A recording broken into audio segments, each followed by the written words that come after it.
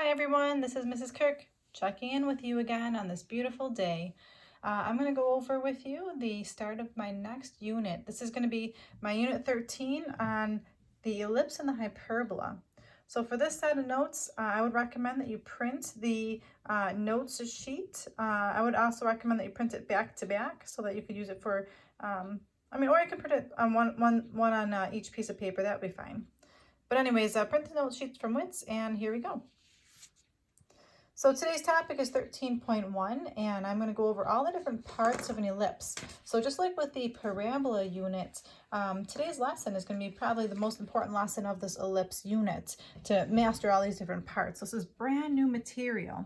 Now this first sheet does seem very overwhelming. I'm going to just go ahead and encourage you to read through this on your own. But I'm going to go ahead and slide to the middle portion of this and highlight some of the important elements here. So if you have a highlighter, you can use your highlighter or just a different colored pencil. So here we've got something called the major axes. I denote that with a capital MA. The major axis contains both foci. Contains the center and both foci. We'll get to what that means in a minute. We also have something called the minor axes, or the lowercase ma. Let's see, what else do we need to know? We need to know about these A, B, and C values, and I'll go over what those mean on the next page when we go through a problem. But A is the distance between the center and the vertex, B is the distance between the center and the minor axes, and C is the distance between the center and the focus. In this picture, a major axis is the longer axis. So in this particular diagram, this horizontal axis is definitely longer than this vertical axis. So I would consider this to be the major axis. And then this vertical distance here, I would consider that to be the minor axis. So we're going to know the difference between major and minor. Major is the longer axis and minor is the shorter. So if you want to write that down as well, major is the longer and minor is the shorter.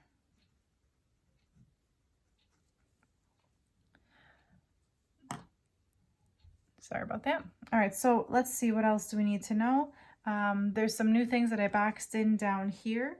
We've got something called the length of the LR, or the latus rectum. I know, that word lattice. That's pretty hilarious. I know. Okay, anyways, the length of the latus rectum is this formula 2b squared over a. Something about the eccentricity is the formula c over a. These are things just to memorize.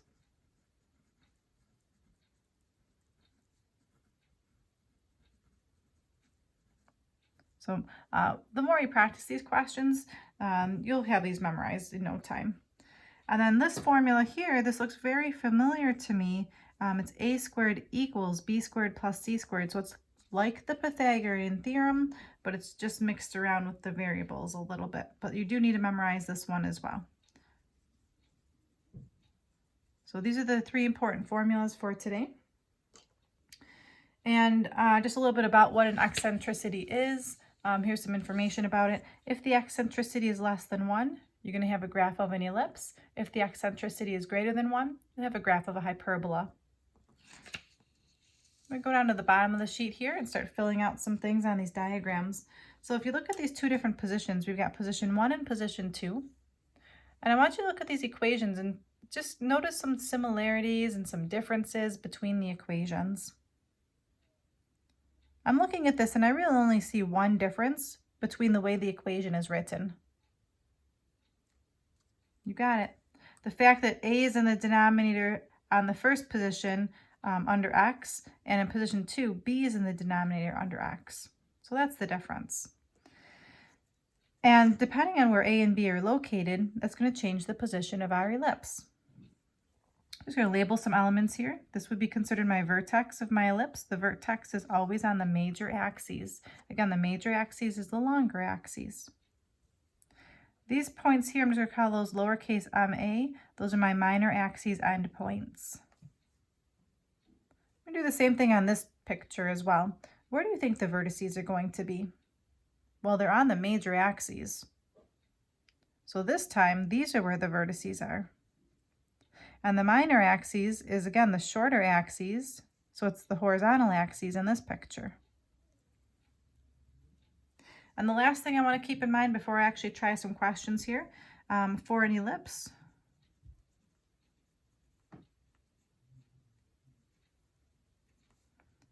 A is greater than B, always.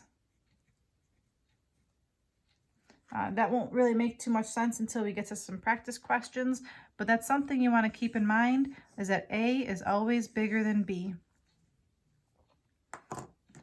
Okay, so now let's actually go to the back of our notes here and start to take a look at question number 1. And we're going to go ahead and I'll walk you through it step by step. I'm not going to refer too much to the front, but just hang in there. All right, so I'm flipping to the front, back of the sheet here. Let me get this centered nicely for us. All right, so here's my entire example. The directions say to graph and tell all.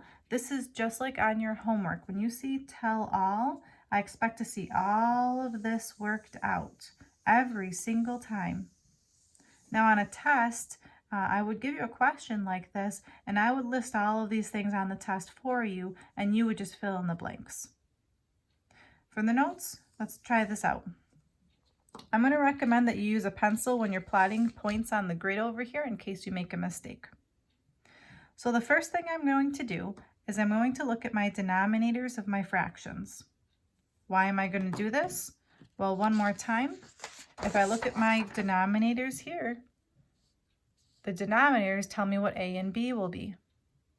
And A is always bigger than B.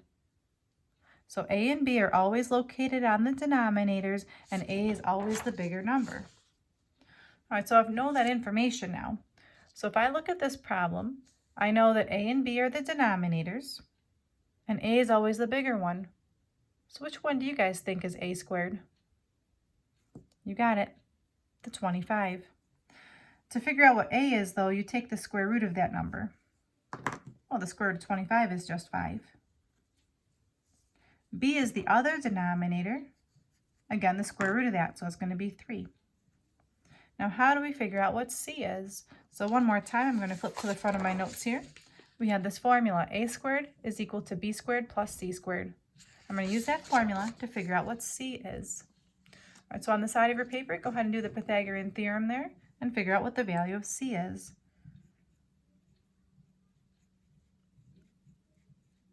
A squared equals B squared plus C squared. I'm going to plug in what I know.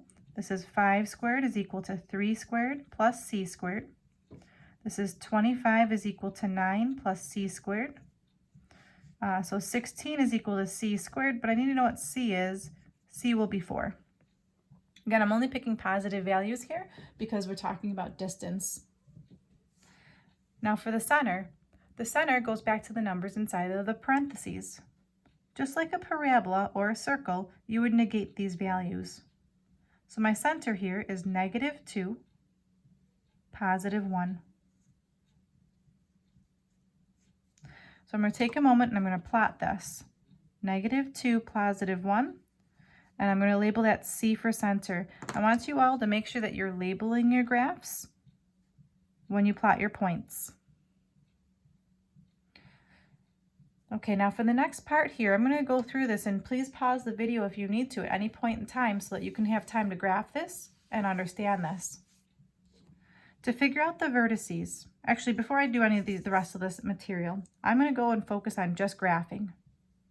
So what I'm going to do is I'm going to look underneath the x, and I'm going to look at what number is underneath the x. The square root of what number? The square root of 25 is 5.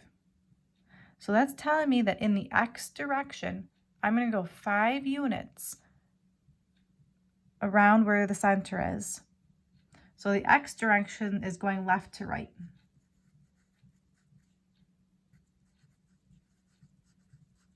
So I'm going to go left and right 5 spaces from the center. 1, 2, 3, 4, 5. I'm going to put a dot here. 1, 2, 3, 4, 5. I'm putting a dot here. Now I'm going to do the same thing with the y's. So I'll take the square root of 9, which is 3. And y's are telling me to go up and down. So from the center, I'm going up and down 3 spaces because that's the square root of 9. 1, 2, 3, and putting a dot. 1, 2, 3, and putting a dot. Now that I've got my skeleton of my ellipse, I can tell which ones are the vertices. Again, the vertices are always the one that are on the major axes. The major axes are always the longer axes. So these are my vertices, and this is my minor axes. So again, these are my notes. So if you want to take some notes down here, the vertices are on the major axes. So let's capital A, MA, or the longer axes. Okay, so that's how I knew that. Now I can fill that in on my paper over here. So I'm just going to count the coordinates for the vertices. The coordinates for my vertices are -7, 1, and 3, 1. The endpoints of the minor axes, I'm just going to count those here. And those are -2, 4, and -2, 2. So my tips for us here would be to plot these things before actually writing them down. So I'm going to write that down on my papers here. Plot before writing down. So again, I plotted these points, I plotted the vertices, I plotted the minor axes, and then I wrote down the coordinates. Now the foci from the front here, the foci is right here. It's C units from the center. So I'm going to write that down on my sheet here so I can have that as a reference to figure out what the foci is. It's C units from the center. So I'm going to write that down here. This is going to be C units from the center, and it's going to go towards the vertices. So in this question, I know the value of C is 4. So I'm going to go from the center, and I'm going to count out 4 spaces towards where the vertices are. So I'm going to go 1, 2, 3, 4, and label that F. 1, 2, 3, 4, and label that F. Now I've got them labeled, I can go ahead and write down those values. This point over here is the coordinate -6, 1. And this point over here is the coordinate 2, 1. The length of the LR, let's go look at the front of our sheet. There's a formula for that. The length of the LR is this formula, 2b squared over a. I'm going to start by writing that formula down. Let's see, the length of the LR is the formula 2b squared over a. And now I just plug in what I know. So I've got 2 times 3 squared divided by 5. That simplifies to be just 18 over 5. So what does that tell me? That tells me that the latus rectum is going to be 18/5 units wide. Well, 18/5, I don't know what that number is. I'm just going to grab my calculator here and see what that is. 18 divided by 5 is 3.6. So my ellipse needs to be a total of 3.6 units wide. So how many do I have to go in each direction so that the entire width is 3.6? How do I figure that out?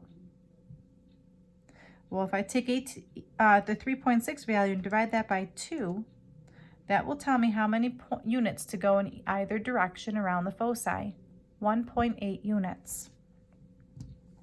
So I'm just going to make a note here. This is the same thing as 3.6. And this number is telling me the width of the ellipse around the foci. So again, my ellipse needs to be a total of 3.6 units. So I'm going to go and take 3.6 and divide that by 2. So that was 1.8 in each direction. So on my paper here, I'm going to go to my foci, and I'm going to go 1.8 units up 1.8 would be here. I'll label that my LR. And 1.8 units down would be here. I'll label that my other LR. I'm doing that around my other foci. 1.8 units up, there's one of my LRs.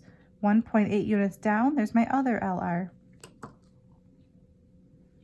So now I have to write down what these coordinates are. That's where it gets to be a little tricky. I'm definitely going to utilize my graphing calculator to help me with the fractions. But let's see here. These points are -6 for both of them. And if I go to where my foci was at 1, and I added 1.8. So let's see, 1 plus 1.8, math fraction, 14/5. So this is the point right here, -6, 14/5.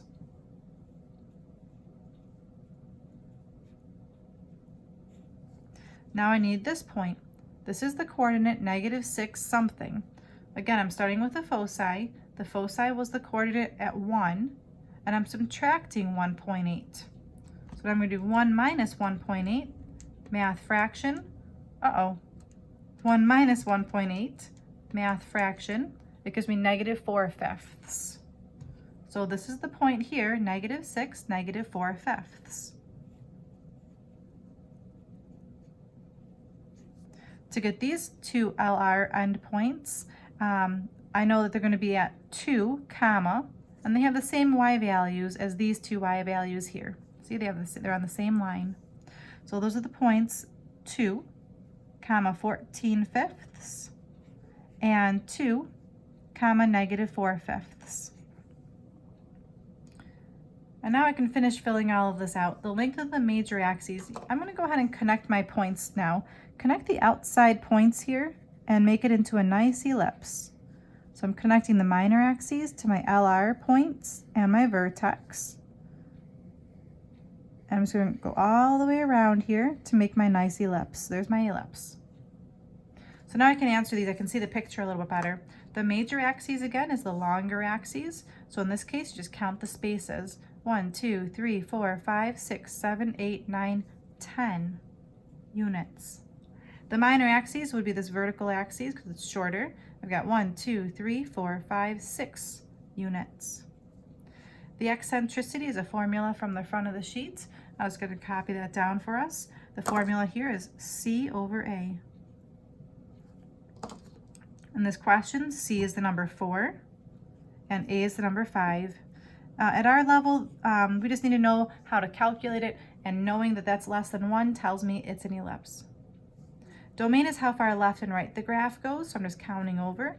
It's going over -7 units to the left, and it's going over 3 units to the right. So the domain is from -7 to 3, and the range is low to high, so it's going 2 units below the axes, so -2, and it's going 4 units above the axes. And that is one complete question of how to graph an ellipse with all of its parts. So when you're doing your homework, these are all the parts that I'd like you to practice, and definitely practice plotting them before you actually write them down.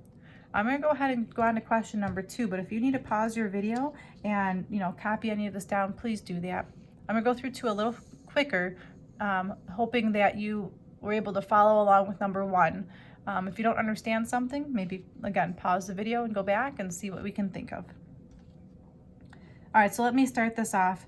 I'm going to go ahead and take the square roots of my denominators. The square root of 4 is 2, and the square root of 16 is 4.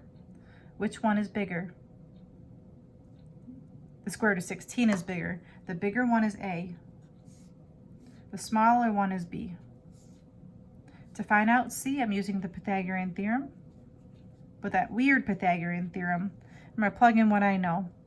Let's see, that's going to be 4 squared, 2 squared. That's 16 is equal to 4 plus C squared, so that's a 12 is equal to C squared. So that means that C is 2 radical 3. The center comes from the parentheses. I'm just going to negate those. So I've got 3 negative 4. To find anything else, I'm going to plot them now. So I'm going to go ahead and plot 3, -4. 1, 2, 3, 1, 2, 3, 4. I'm going to label that C for center. Now again, I'm going to go over here. I'm just going to look at whatever is underneath the X. That's going to tell me how far left and right to go.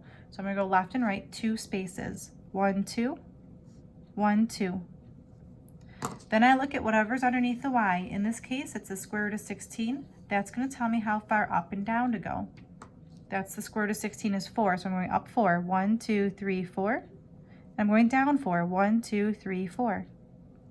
Now I'm going to look at my picture here and figure out which axis is longer. Well, looks like this vertical axis is longer this time, so my vertices are vertical and my minor axes are the horizontal pieces. So you got to be careful when you're doing this. There's my Y, there's my X. Now I can just count those points and write them down. The coordinates of my vertices are 3, 0 and 3, -8. Again, I'm going through this pretty quickly. If you want to pause your video to catch up, please do so. The minor axes, the endpoints here, are 1, -4 and 5, -4. The foci, to figure those out, it's a little bit more tricky. I'm going to go ahead and figure out what 2 square root of 3 is. So 2 square root of 3 is the number 3.46. I'm going to say it's roughly 3.5. So I'm going to say this number is about 3.5. Okay, so for the foci, you're going to go from the center towards the vertex, 3.5 units. So I'm going to go 1, 2, 3.5. There's my foci. 1, 2, 3.5. There's my other foci. To figure out those values, let's see, they're over 3, comma, I'm taking my center point here, so it was -4, and what did I do to that? Well, I went up and down a certain amount. How much did I go up and down? I went up and down 2 radical 3. So to show that, it's -4, and I'm going up and down, so plus or minus 2 radical 3. That's very tricky to understand. So again, I knew that because -4 was the Y value of my center, and I went up 2 radical 3, and I went down 2 radical 3. So that's why I use plus and minus. The length of the LR is a formula. Again, you want to try to memorize this formula after you're working on your homework. It's 2b squared over a. So in this particular problem, I've got 2 times 2 squared divided by 4. So in this case, that's going to be 2. So again, let's pause a minute and think about what is that telling me? Well, that's telling me the width of my ellipse. The entire width of my ellipse is 2.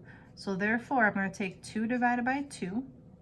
And that's going to tell me to go 1 in each direction around the foci.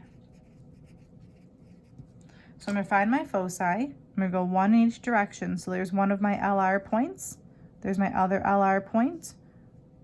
There's my third LR point and my fourth LR point. I've got all of my points plotted, so I'm going to take a moment and connect my outside points. And make sure you have all of your points labeled. I'm going through this pretty quickly, so again, pause the video. Take your time to make your graphs look nice. And then when you're ready to come back, you can unpause it. So now what are the coordinates of these LR points? Well, they're on the same Y value as my foci. So let's just keep that in mind. Here's my Y value of my foci, right where my finger is. They have the same Y value as my foci. The X values are what's changing. So what is the X value of this point? Well, it's 2. So one coordinate is 2, comma, and then what's this Y value? This Y value is the same Y value as my foci. So it's right here where my finger is, -4, plus or minus 2 radical 3. So that takes care of this point up here and this point down here. To take care of these 2 points, I need to figure out the X value. I've got 1, 2, 3, 4. It's going over 4. So I'm going to start with 4. And then it's on the same Y value as my foci. Again, my Y value of my foci are -4 plus or minus 2 radical 3. That's definitely the hardest part of this, in my opinion. The length of the major axes, you're just counting how wide your parabola or ellipse is. The total width is 8. The minor axis is the shorter width here. The shorter width here is 4. The eccentricity is the formula, C over A. Again, pause the video at any point. I'm going through this pretty quickly. C is the number 2 radical 3, and A is the number 4. That does reduce to be radical 3 over 2. The domain is how far left and right this graph goes. This graph goes, let's see, from 1 until 1, 2, 3, 4, 5. And then the range is how low to high the graph goes. The graph goes all the way down here to -8. And it goes up here to 0. Thank you so much for taking time to watch this video. I know it was on the lengthier side. I do appreciate your efforts. Your homework today, there will be a worksheet on WITS that you can copy. We're looking at just the first 4 problems, numbers 1, 2, 3, and 4. And when you do those problems, do them just like this, where you write down all the information and plot it on a piece of graph paper. Okay, so again, here's the homework. Thank you so much for listening, and take care, everybody. I miss you all.